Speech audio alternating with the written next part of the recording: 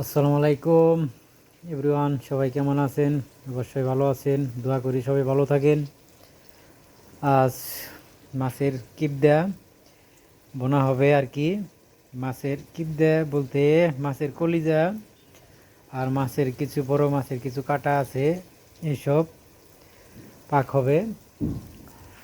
এই পেঁপেতে পাক করবো আর কি, সাথে টমেটো আছে। এই হলো পেঁয়াজ কষানো হচ্ছে। পেঁয়াজ একটু বড় বড় হয়ে গেছে, আমরা প্রবাসী ভালোভাবে কাটতে পারি না আর কি।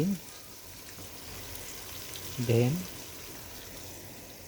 পেঁপেতে ভাগ করবো, সাথে টমেটো আর হলে সৌদি আরবের অনেক বড় বড় মাছ, তার কিছু কলিজা আছে, তার কিছু আর কি কিছু অংশ আছে কাটা আর কি। এসব আর কি খাইতে অনেক মজা আর কি। এই মাছগুলা রাতের জন্য পাক করতেছি, রোজার মাস, রাত্রে আর কি সেহরি খাবো এগুলা দিয়া।